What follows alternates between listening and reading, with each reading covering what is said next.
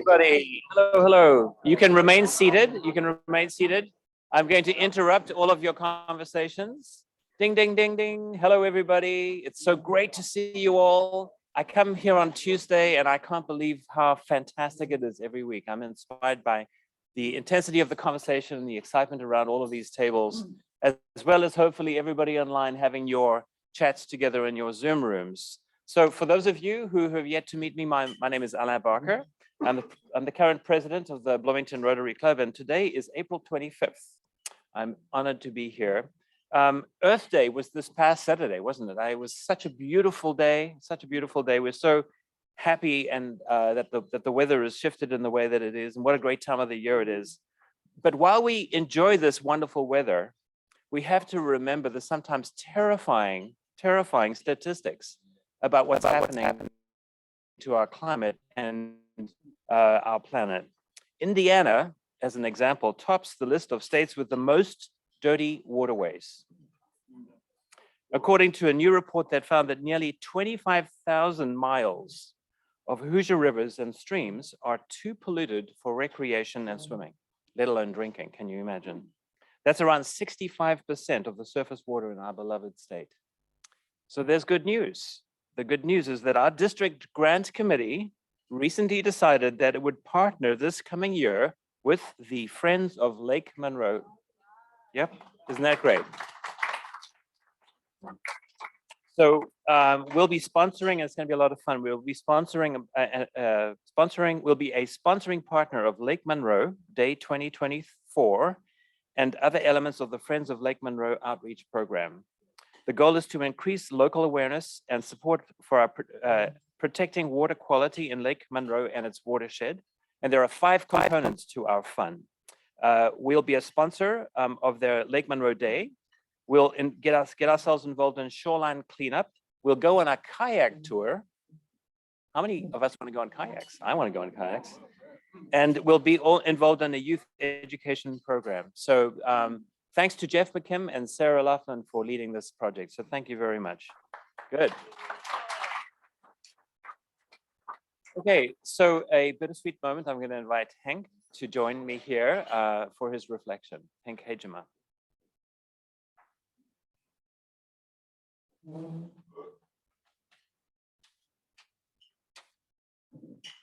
Thank you, President Alain. So, Dieneke and I are re-immigrating back to the Netherlands, or remigrating, however you want to say it. The move is truly bittersweet. When saying goodbye to our friends in Bloomington, one question invariably arises. Did the political situation in the US factor into our decision?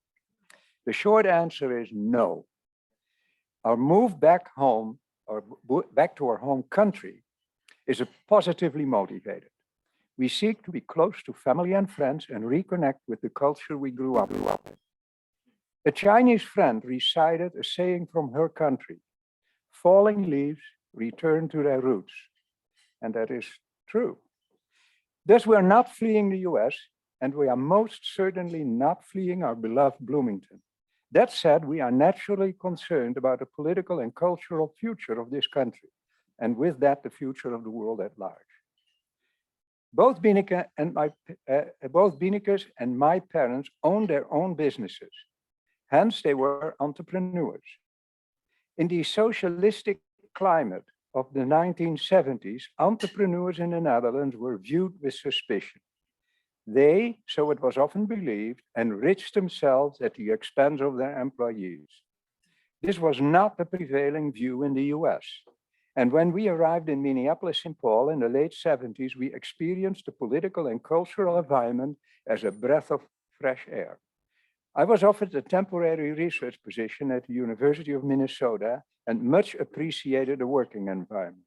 While we could not yet vote, we did root for the Republican Party as the champion of the American spirit of entrepreneurship and self-reliance.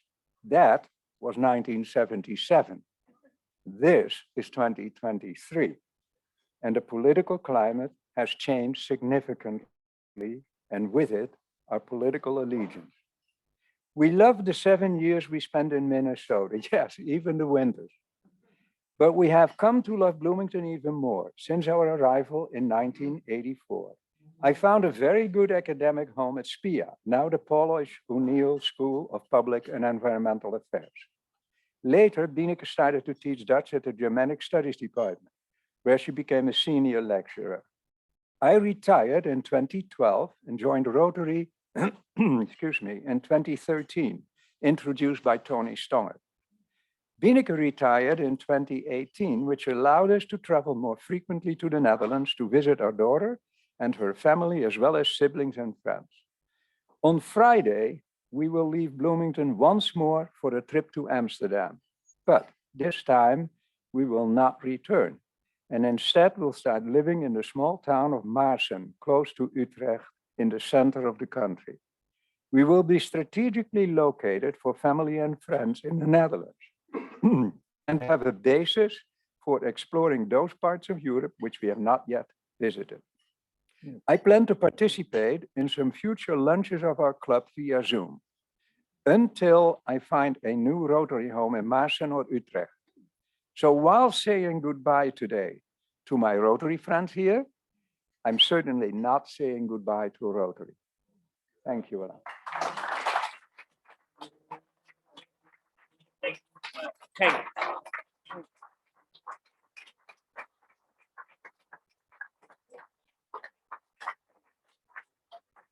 Thank you, Hank.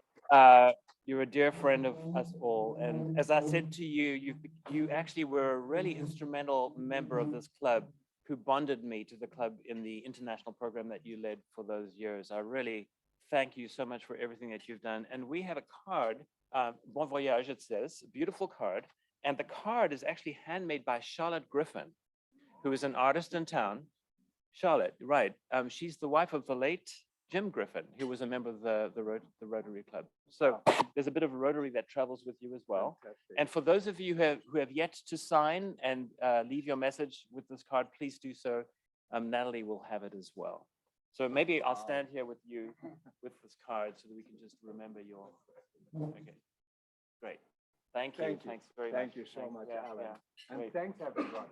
Yeah.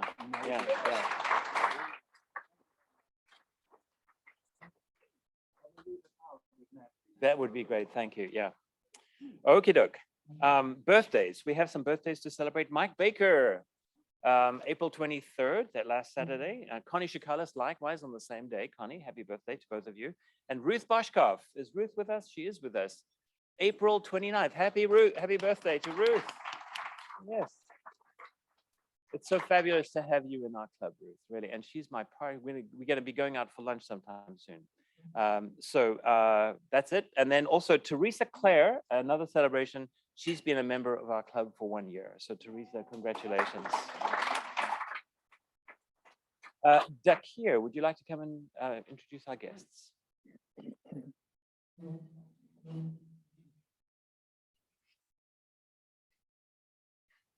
How's everybody doing? All right, so today we want to welcome Annie Hawk, guest of Jim Bright from the Brown County Rotary. Could you please stand up, please? Welcome. And we also like to welcome Roseanne and Artie Levy. They're former members of this Rotary Club. Please stand.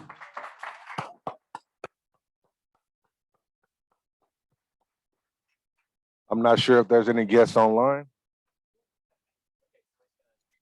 Yes, Dakir, there are. We are happy to have with us this afternoon.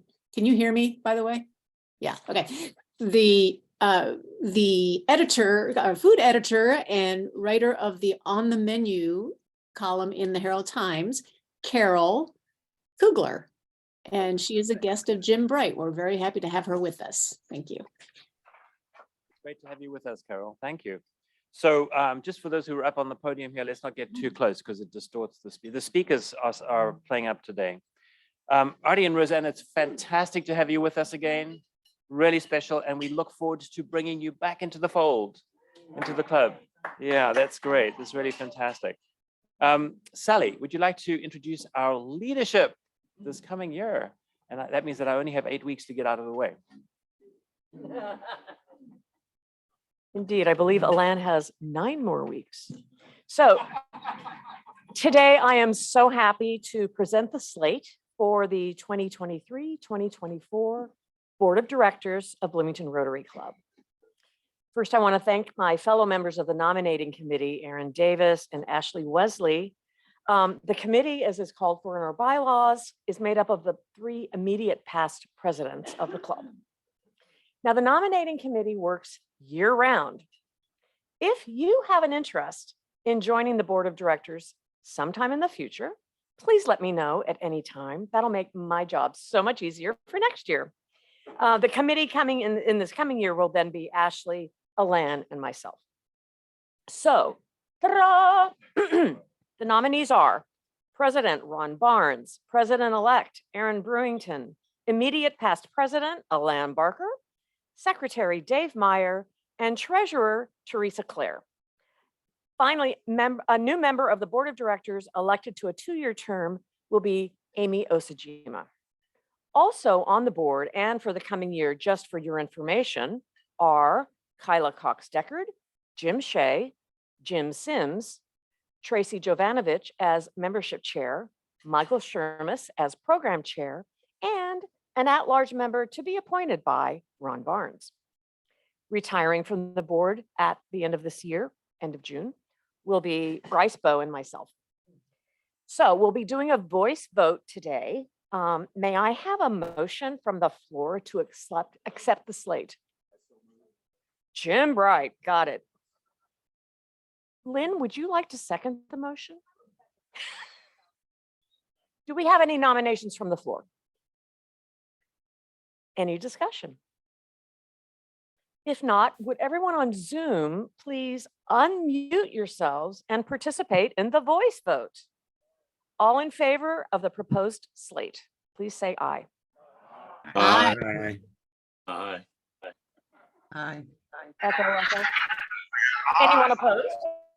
You may now mute yourselves.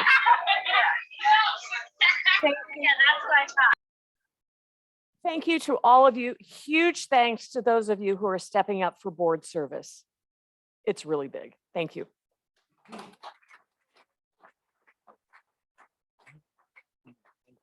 Thank you so much, Sally, for your service to the club, for your leadership last year, and for everything that you've done and you continue to do with the book club and all the other projects that you do. Thank you so much. Okay, Michael Shermis, he's going to spend a quick 30 seconds or so up here talking about the programming of this. First of all, let's stand and applaud this incredible guy. Yeah.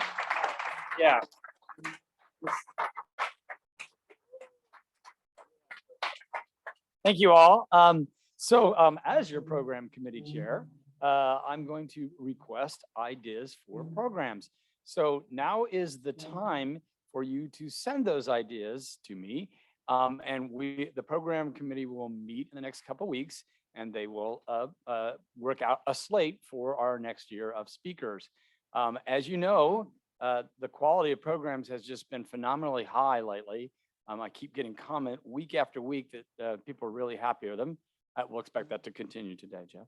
And so we want to keep that up. So send ideas.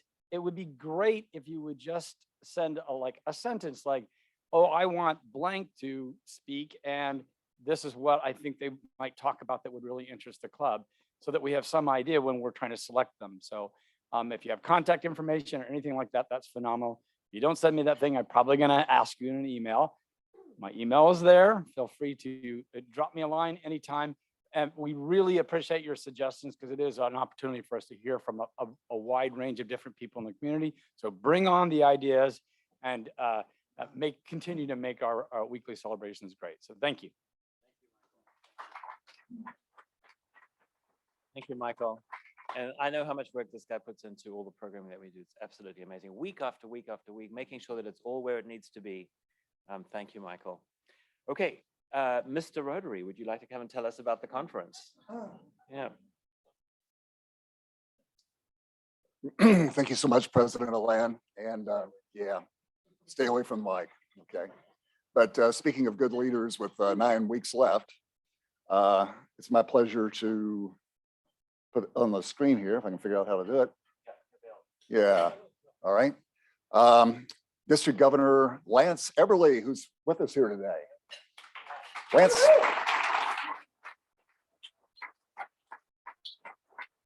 Lance, congratulations from all of us on putting together an incredible weekend. You and your team, the district conference in Terre Haute, Alan and I and others here, a dozen of us from this club, spent the Saturday with 160 of our closest Rotary friends there in Terre Haute. And the facility was wonderful. The program, 3 keynote speakers and 20 breakout sessions. It was terrific. Congratulations, Lance. And next slide, please. And the session here with 160 members, again, including 12 from Bloomington, the program. Next slide, please.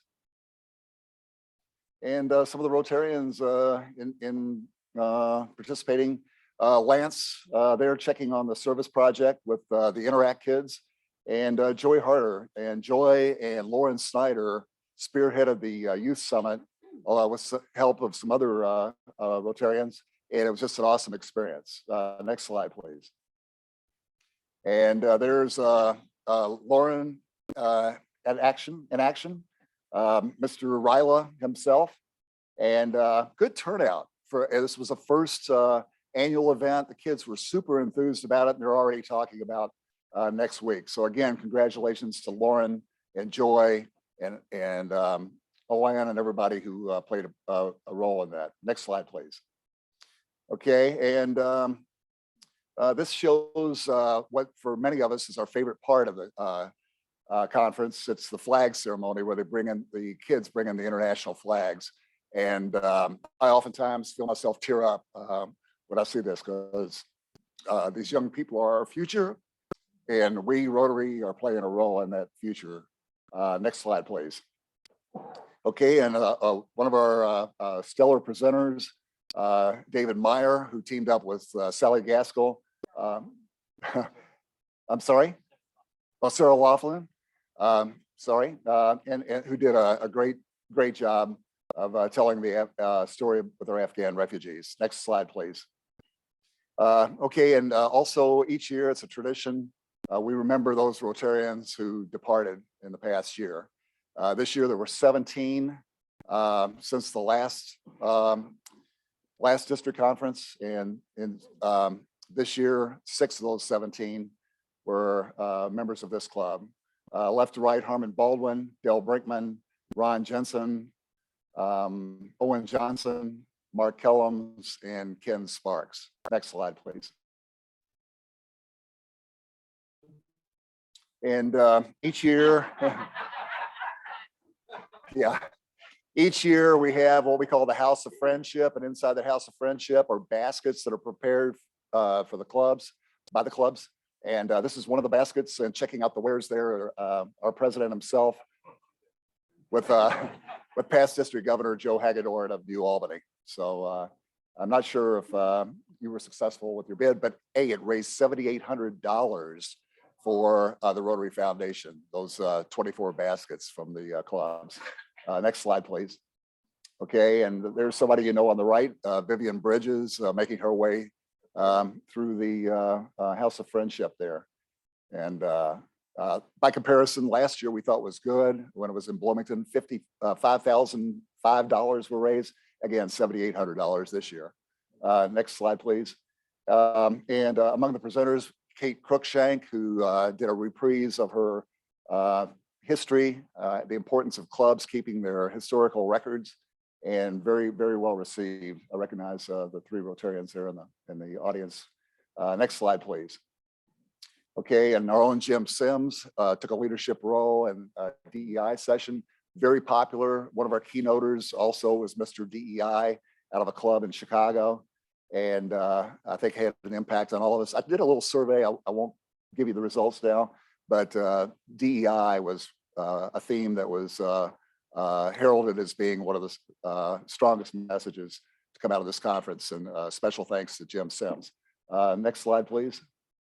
Okay, and a lot of you know Megan. She was there to talk global grant scholarship and did a terrific job. And she will be leaving soon for Europe to start her year. $40,000 scholarship award that's made possible through the Rotary Foundation. And accompanying there is Bob Morrison, who is my co-chair for the Global Grant Scholarship Program. Next slide, please. And was it fun? Check out this guy, and I think that answers it. Thank you so much for the opportunity. Thank you.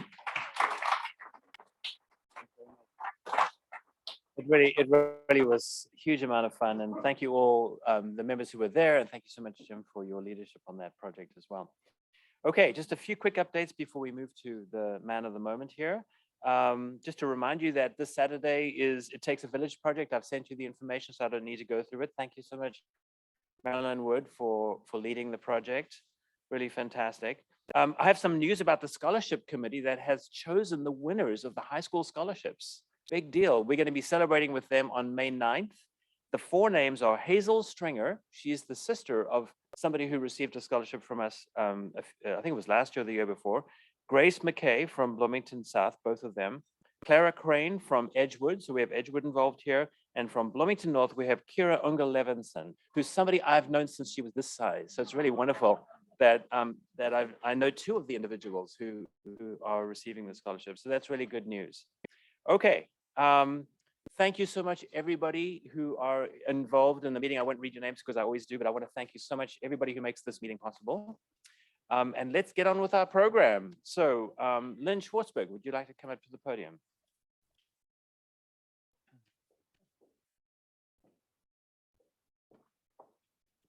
Well, hello. I'll keep my distance from this noisy mic. Well, it's kind of fun to get to introduce my boss. My boss is Jeff Mease, and he is the CEO and founder of One World Enterprises. It's a food service management company operating here in Bloomington. It is wholly owned by Jeff, along with his ex-wife and business partner, Lenny Bush. So they're both my boss. One World Enterprises creates and manages restaurant and hospitality businesses. Currently, Pizza X, we all know that one, Lenny's, Hive, my business, One World Catering, and One World at Woolery Mill, and One World Kitchen Share, which you may not know much about, and also the One World Commissary. The company celebrated its 40th anniversary in 2022, an institution.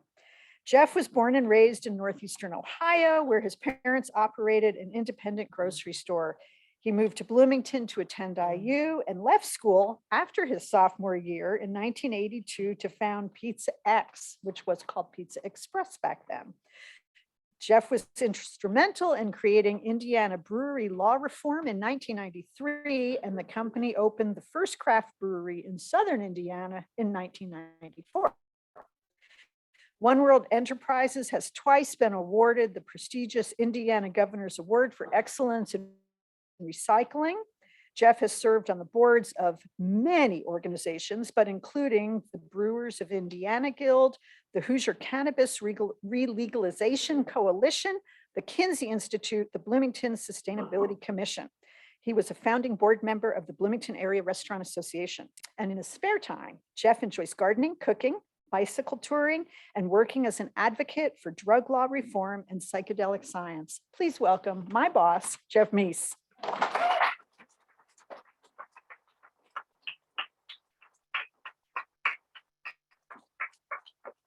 Thanks, everybody. Big honor to be here. This is a room of movers and shakers. And I'm honored that you're interested to hear about my life and what I think. So I'm going to go through just a bit of our history and kind of what we think about, the way we think at One World Enterprises. And then I'm just going to have kind of an extended Q&A because people are very interested in the restaurant business from all sorts of different angles. We're very intimate with restaurants, I find, and I feel, I can't tell you how super lucky I feel that I've kind of just landed in this business and in the way that we did, because I think if we we started out with a pizza delivery business. And I was just telling Annie that I think had we not started in that business, which was so simple, and got good at it before we expanded into these other operations, who knows? I don't think we would have made it. So I feel very fortunate the path we've taken, that we've been able to kind of grow where we're planted here in Bloomington. As an example, as a comparison, let's say we're all familiar with the company Papa John's Pizza, right? Which started also in Indiana about 3 years after we did, and now we're all over the world. And started by a guy named John Schnatter. And I tell you, I wouldn't want John Schnatter's problems. I'm really happy with what we've been able to do here, and just it's a better way to live. I think I grew up in an independent small business family, and it's still my passion to be part of a community in a way that I think any Rotarian can understand, that you're accountable to community in many ways. You're right there and you're part of it. We think of at our company, we think of our stakeholders as customers, as employees, as community, as vendors, and as partners or investors. That's for us the universe of our stakeholders. And I think the job as the leaders of the company is to find a way to balance the needs of each of those stakeholders. We're responsible for finding a balance there. And I'd like that to be the biggest part of my job, frankly. I feel so fortunate. We've just hired a chief operating officer at our company. Let me back up a minute. We have essentially 10 business operations. Half of them are pizza delivery shops. The others are restaurants. We also, Lynn mentioned our One World Kitchen Share, which is a sort of a, it's a business, but it's sort of a public benefit company that we run. We're not legally a public benefit company, but the idea is that we've long run a commissary, which is basically a big offsite kitchen that produces things that we use at our restaurants. We lost our lease about 7 years ago. We had a commissary and we were a tenant in one of CFC's properties. And CFC was the best landlord ever. They've inspired me how to be a better landlord. And they gave us about 9 months when they decided that they were going a different direction with the facility that we'd been in for almost 20 years. And at that time, several years before that, we had started letting other small food ventures use our commissary kitchen when we weren't in there to do their own food production. Somebody had approached us who wanted to do a peanut brittle product locally made and sell it at Blooming Foods, and the health department told him he had to do that kind of work in a commercial kitchen, and he approached us. It was interesting because just not 2 weeks before that, I'd been in our commissary. It was the closest ice machine to my house, and I'd often go in on the weekend and fill my cooler with ice. And as I noticed, the place is clean and it's quiet. This was about 2000. This was about 2010. So it was great recession time. And you know how recessions make people make you get creative. And I'm looking at this space and thinking, you know, we're only in here 6 or 7 hours a day, and we've got this big, beautiful kitchen. It's too bad that nobody's using it. And literally 2 weeks from then, not 2 weeks later, we get this letter from Daddy Bob, who wants to open a peanut brittle shop. So we just figured out a price that we seemed like was fair and worth our while, and he started doing it. Worked out. There were a few hiccups. 3 months later, we had another client, and then a few months later, another client. And by the time we lost our lease there, it wasn't just our lease, but we were home to 10 or 11 other businesses that were operating out of that facility when we weren't in there. So when we lost our lease, we went looking and we found a building to buy. It was the old Textillery Weavers building. Some of you might know that building out off the bypass, and it was about 10 times the size of our old location. But we were able, the bank had it. It had essentially been foreclosed on. And we were able to buy it. And so we branded that now as Kitchen Share. And it's a facility that has 6 different kitchens in it, small kitchens that people can rent by the hour or sometimes by the month. And we're now home to about 30, maybe 35 other food service startups in Bloomington, from food trucks. We have a small caterer. Lynn doesn't like that. A couple caterers actually, but we, we're really I hesitate to call us an incubator because we don't really do any training, but we are a physical home to companies that are who are getting started, and I think it's really important because it's much harder now than it was 40 years ago when I started in business to start a food service business. It's just in all sorts of measures, it's harder.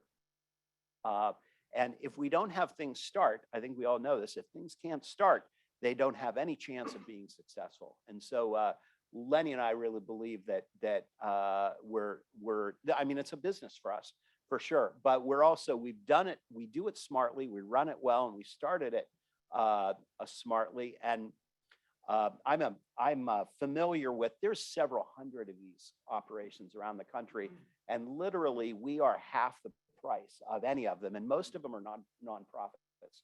And our rates for our local clients are about half of what I see out there in the world. So we're proud of that. I want to do a big question and answer time. So I don't want to go too far into, there's lots of probably questions about how we operate and things that we do. I want to say that it is our intention at One World to be the employer of choice in the food service realm in Bloomington. We do a lot of things with the intent of wanting the jobs that we create, and we have about 310 employees right now. We want those jobs to be among the best food service jobs anywhere. We want our staff to be able to learn while they work and get paid. We want to teach them about business. We have a very strong open book management philosophy where essentially we bring all our staff into how the money works in our company and where the money comes in, where it goes. And about 40%, almost 40% of every dollar that comes in goes back out to people in some form, employees. Restaurants are one of the highest labor cost businesses going, which is why there's been such a challenge in these last couple of years as labor costs have really dramatically increased, and restaurants are trying to navigate that and stay afloat. So I just want you to know that that's our intent. And we do everything we can to kind of be a great employer and I'm very proud of the fact we have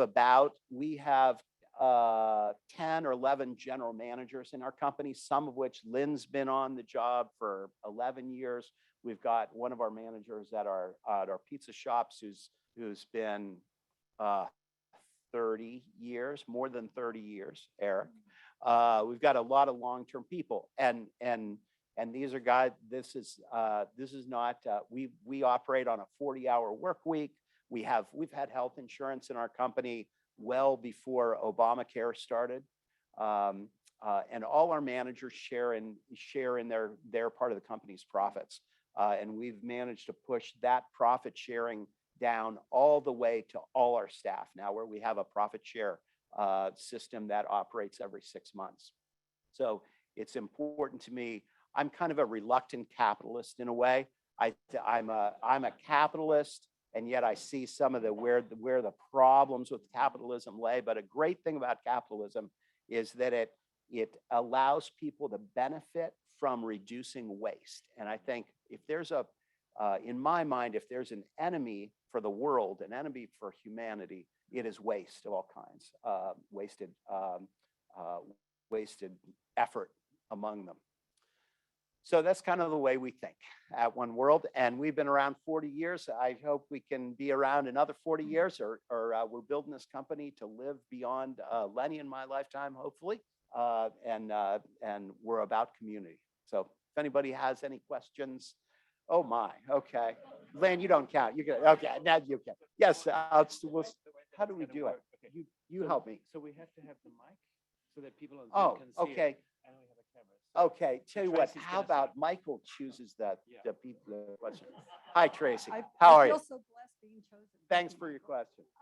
So we moved back here about 4 years ago, right before the pandemic, and I recall you opened the Hive up to help all the restaurant people that were basically out of jobs at that point. But I never heard, which is clearly speaks to why Bloomington is unique.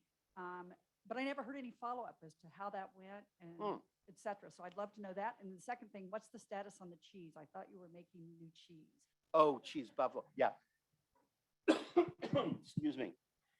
Are you talking about what we did with feeding community during the pandemic? Is that what you're talking about?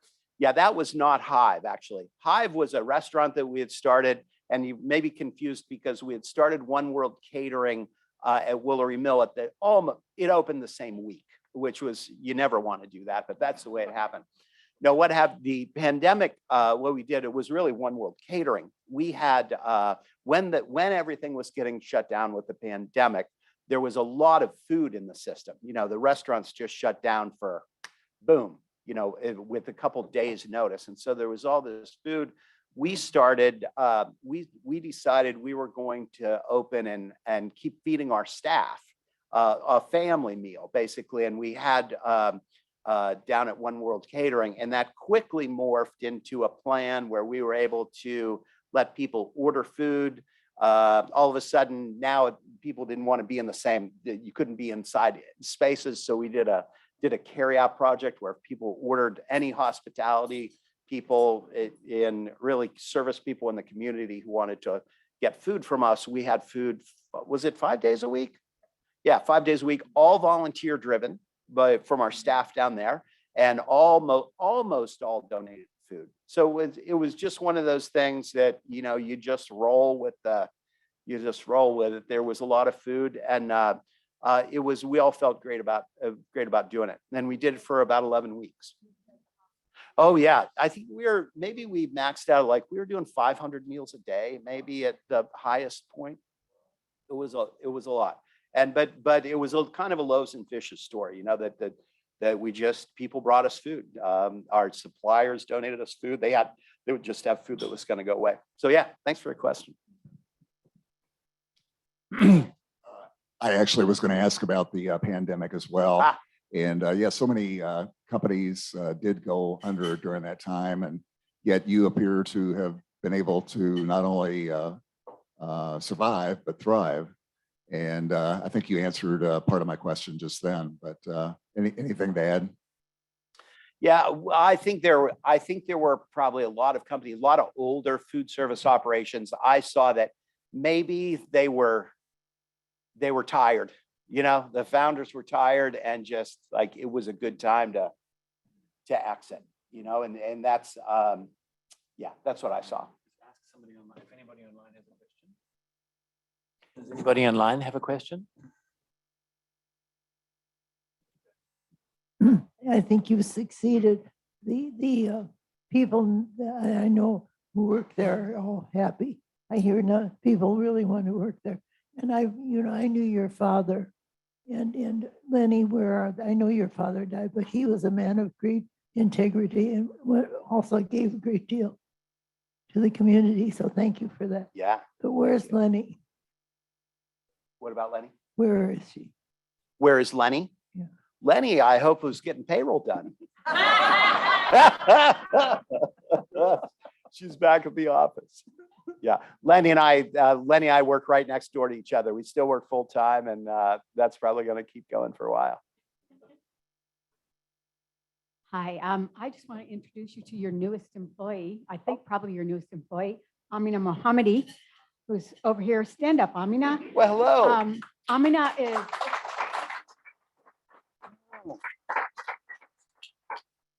is a refugee from Afghanistan that our club is sponsoring, and we are Awesome. so delighted that she's found a job with you at Lenny's. Fantastic. Welcome. Thank you.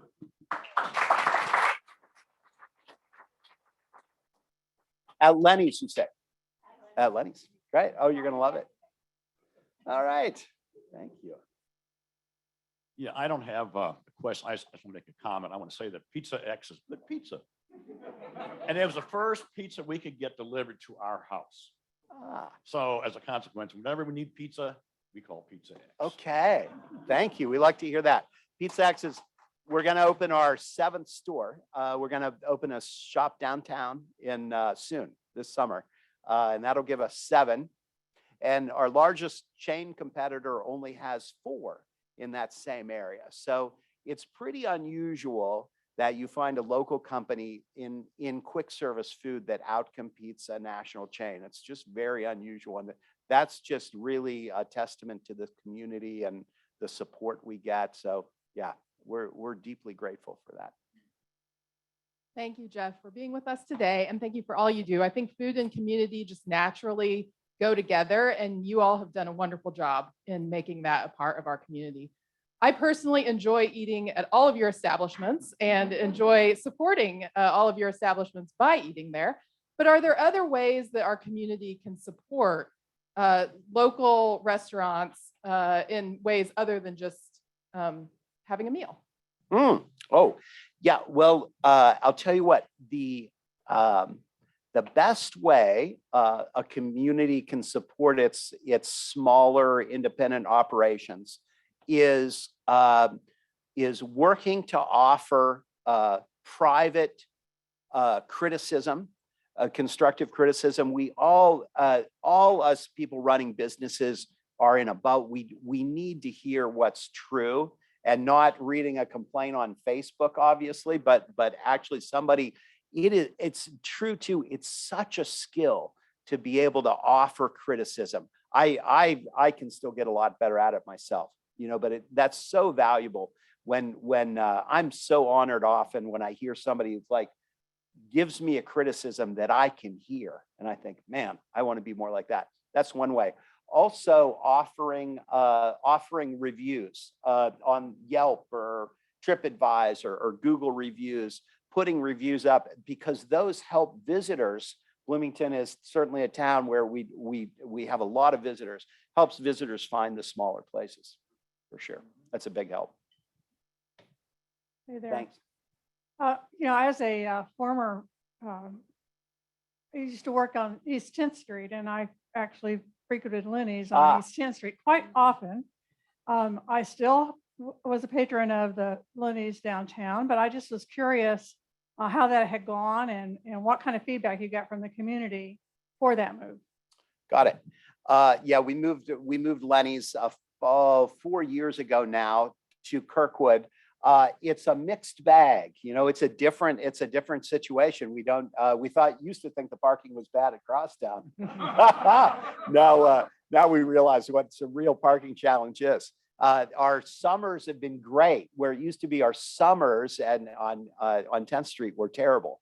But even our little parking lot that only had 50 spaces to share amongst those people was of true great value. So we had to lose our brewery. When we moved, and sometimes I contemplate, as it all worked out, we didn't have to move. We actually could have stayed there, but we've also ended up with really arguably the best restaurant location in Bloomington in terms of right up the street from the sample gates, notwithstanding the parking challenges. Now, IU does generously allow parking in their lot behind the large lot that kind of is behind Lenny's and behind Buffalo's there. Those are the spaces marked EM, which is almost all those spaces.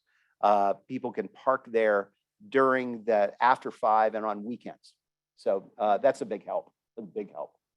Yeah, so it's somewhat of a different business. It is a challenge to move a popular restaurant. In fact, it almost can't be done, to move what's a popular restaurant because for many, many reasons. But it's gone pretty well.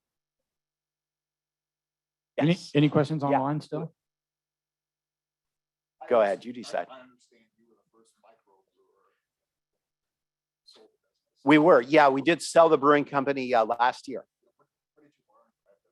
Oh my, let's see. What I learned from the brewery business. Yeah, Jim asked what we learned from the craft beer business. Many things. We came to the beer business from a love of hospitality, and eventually realized I'm a slow learner, and it took me literally more than a decade to understand what scale issues are involved in the beer business. The tremendous scale that happens, tremendous scale advantages that happen when you grow. And I realized that in the end, the beer business became for us just not appealing. I didn't like what it was to be in the beer business. We like making stuff to sell to people and giving people a unique experience. And so eventually, that's not what craft beer became for us. Jeff, very excited that there will be a new pizza place downtown. Okay. You will be selling pizza by the slice. Oh, no, right? no, we don't do that, Sally. Yeah, we got to keep things the way we're gonna. I hope that I have one more pizza concept in me. I do. I have another pizza concept that I've been working on for years. When we find the right location downtown, and it will be by the slice, and it'll be awesome. But Pizza X should not be selling pizza by the slice. Sorry. Yeah. I'm going to quickly ask my question. So, Jeff, over the last 40 years, you've seen Bloomington shift from where it was when you were a student to where it is today. Can you, as a restaurateur, give us a sense of the good things about Bloomington and the challenges that might be around in Bloomington as we move forward? Because this is a really critical time as we think about the future, the leadership of Bloomington, mayor's race, and all those sorts of things. So, is there anything in that mix that you can share with us? I'm not asking you to tell me who you want as mayor, but just well,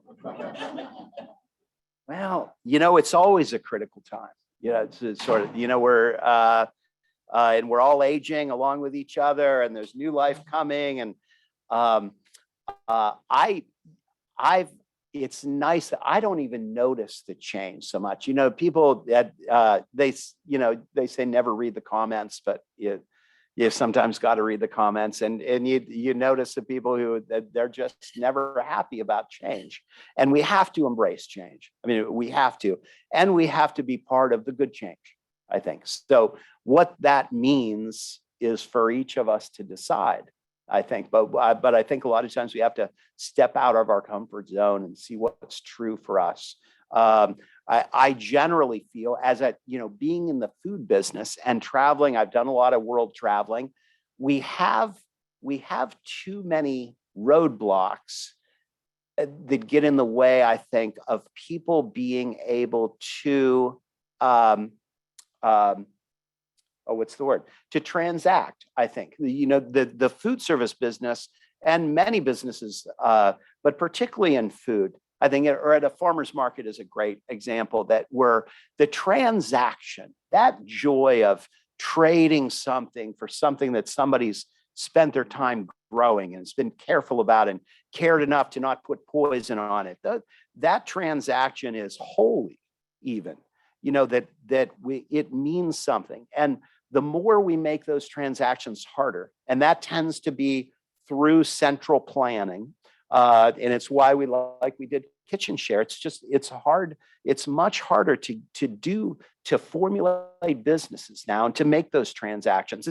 It's hard to be, 80 years ago, if you wanted to do a job for somebody could pay you to do that job. Well, now, at employee one, somebody starting a business, employee one, there's a whole ton of red tape that you have to do as a small business for your first employee. And the idea of even paying somebody cash now has become, oh, that doesn't seem right.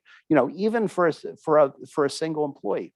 And I get it. We're big enough we can, we've got good systems and we can do this stuff. But that's the change that I don't like to see. It's too difficult, I think, for people to get into to really small business in a beautiful system. So, and it's not like that in many other countries, particularly Asia. Traveling around Asia, their food service, their food systems are so different from ours, so different. Nothing's branded. In Bangkok, there's food everywhere, and none of it's branded. And the food that they're selling, they're buying, is coming through markets that's not branded. But every bit of our food in America is branded. And you think about the difference. Do we have time for one more And it's question? when we don't have better food. So I wanted to know, you mentioned something about producing your own products. Do you grow your own vegetables or meats? I'm over here. Oh, Your own thank you. vegetables Okay. or meat, or what is it that you add from the raw goods to the produced goods in your business? I see. Related to the beer. We don't produce anything for ourselves. It's not really economical. We do in terms of growing that are producing the food. Now, we do a lot of our own food production. We buy flour and yeast, and we make our own doughs. And at One World Catering, for example, particularly at One World Catering, chef-driven, everything's scratch. I mean, we just don't buy stuff and take it out of the box in generally. We're making things, we're doing the baking. So we like to do that, but it's labor intensive, and many times it's too difficult to do. But we've got a commitment, a lot of there's all sorts of levels of things you can buy that are already made. And so what we try to do is reach down as low as we can into the food chain. And with rare exception, that doesn't mean we're growing anything. I've done some tomato projects out at our farm that we've done, but that's mainly just, for novelty and for fun. Yeah, thanks for having me. Let's say thanks to Jeff. Thank you. Jeff, you truly are one of the visionaries in Bloomington. And we're so grateful that you're here and for everything that you do and the great food that you provide to all of us in such a healthy way. It's really amazing. And as thanks to you, every quarter, we give money to a social service agency or an organization in town. And HealthNet is the organization that we give money to this quarter. And thanks for your visit to us. So thank you so much. Okay, well, I'm going to actually thank a few people. Let me go ahead. So the mic operator was Michael Shermis, the amazing Michael Shermis. Tyler was our technician today. Peggy, thank you. Peggy Frisbee, she greeted everybody at the door. It was wonderful. Dakir, thank you for introducing our guests. Joy online, as always. Hank, we will miss you. But we will. It's great to know that you're going to be online. That made me not cry, so that's great. And then, yes.